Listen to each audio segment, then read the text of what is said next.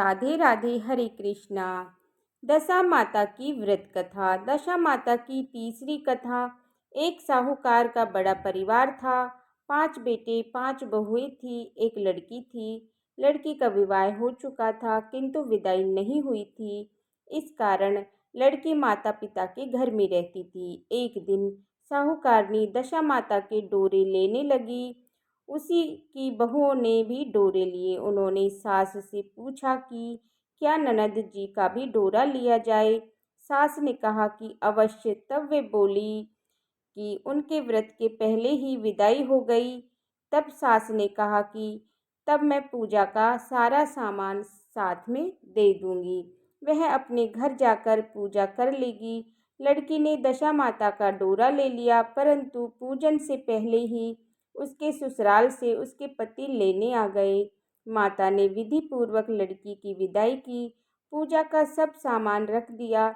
जब वह घर पहुंची तो आस पड़ोस की स्त्रियां नई बहू को देखने आई। सब लोग उसकी प्रशंसा करने लगी। किसी की नज़र डोरे पर पड़ी तो वह बोली कि बहू की माँ बड़ी टोटका पसंद स्त्री है। इतना जेवर होते हुए भी सूत के 2 तागे उसके गले में क्यों पहना दिए। सास, ननद, देवरानी, जेठानी, घर की सभी स्त्रियां बैठी तो उसी की डोरे की सभी ने निंदा की। बहू का भी जी अब ऊब गया। तब उसने डोरे को तोड़कर जलती हुई भट्टी में डाल दिया। डोरे में आग लगते ही उनके सारे घर में आग लग गई। सब अपने अपने प्राण लेकर भागे। उस जलते घर में वही स्त्री पुरुष दोनों रह गए। दोनों जने भी गांव छोड़कर चले गए। आगे स्त्री, पीछे उसका पति, दोनों चलते चलते उस गांव में पहुंचे जहां की वह लड़की थी।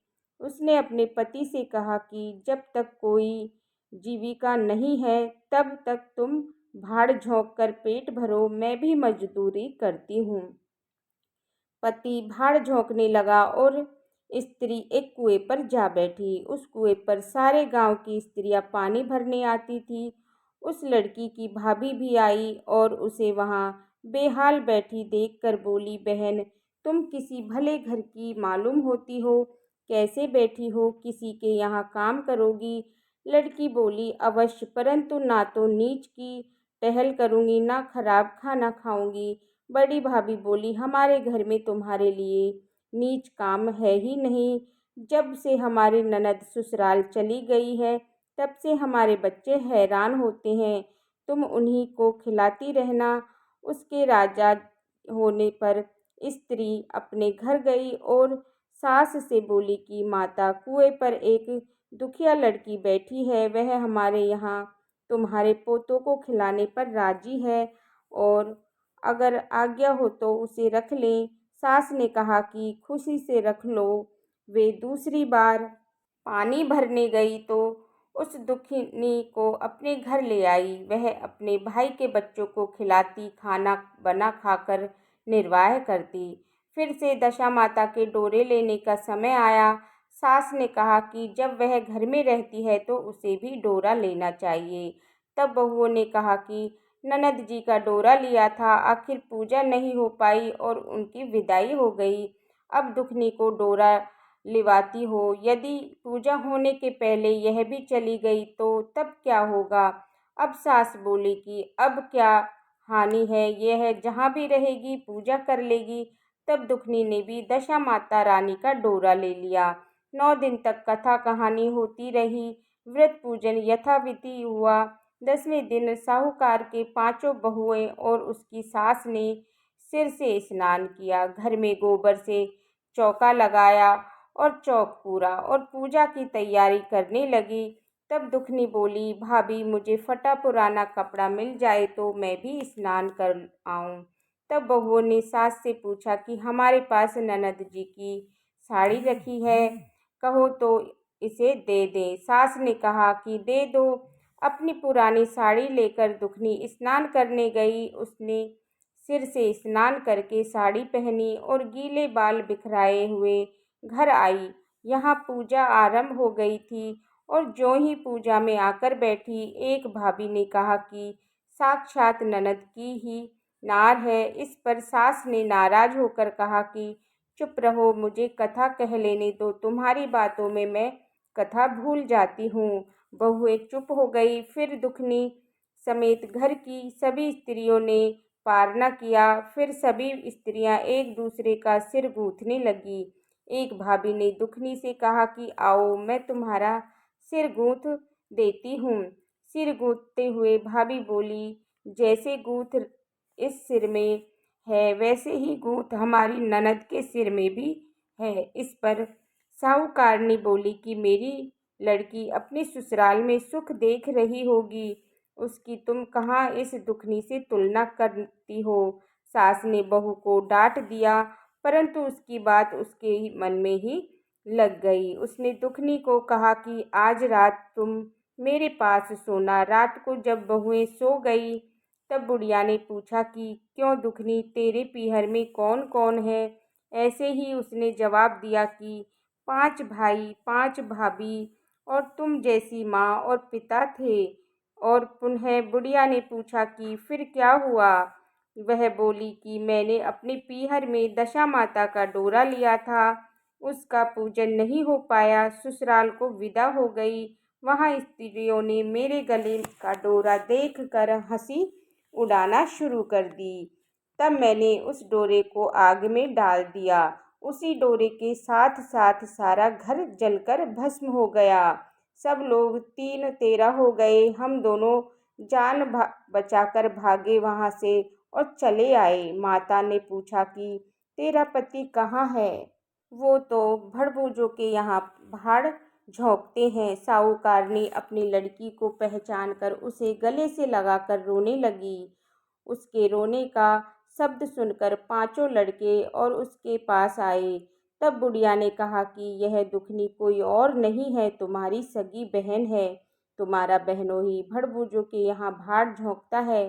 दशा रानी के कोप से ऐसी गति हुई है। सवेरे होते ही 5 भाई भड़बूजे के घर गए और जैसे तैसे दामाद को घर लाए। उन्होंने उसे स्नान कराया और उत्तम वस्त्र पहनाए। कुछ दिनों बाद दुखनी को उसके साथ विदा कर दिया।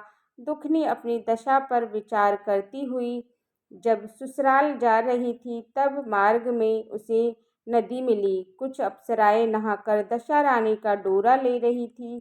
उसके पास एक डोरा अधिक था। उनमें से एक ने डोली के पास जाकर पता लगाया और दुखनी को वह डोरा झिला दिया।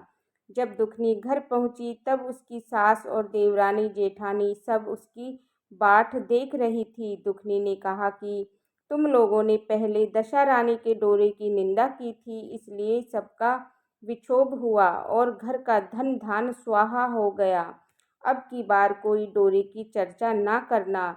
सबने खुशी से उसकी बात मान ली और 9 दिन कथा कहानी हुई। 10वें दिन विधि से डोरे की पूजा हुई। 7 सुहागिनें नौती गई। मेहंदी आदि से उनका श्रृंगार कर आंचल भरे गए। इस प्रकार खुशी से दशा रानी का पूजन हुआ। दशा रानी जैसे दुखनी की दशा फेरी वैसे ही सबकी पर कृपा करना और सबकी दशा फेरना। बोलिए दशा माता की जय। इसके बाद एक विनायक जी की कहानी कहेंगे। एक बार एक बुढ़िया थी, गणेश जी की सेवा करती थी, पूजा करती थी। रोज मिट्टी के गणेश जी बनाए, गणेश जी गल जाते। रोज मिट्टी के गणेश जी बनाए, गणेश जी गल जाए। अब बुढ़िया के घर के सामने ही किसी सेठ की हवेली बन रही थी। बुढ़िया उस हवेली में गई और कारीगर से बोली, कारीगर कारीगर मेरे पत्थर के गणेश जी बना दो। कारीगर बोले, बुढ़िया तेरे पत्थर के गणेश जी बनाएंगे, इतनी देर में तो हम अपनी दीवार बनाएंगे, हमारे पास इतना टाइम नहीं है, किसी और से बनवा ले। अब बुढ़िया को बहुत बुरा लगा। अब बुढ़िया बोली, भगवान करे तुम्हारी दीवार टेढ़ी हो जाए। अब बुढ़िया ने यह कहकर अपने घर आ गई। कारीगर जैसे ही दीवार बनाए, दीवार टेढ़ी हो जाए।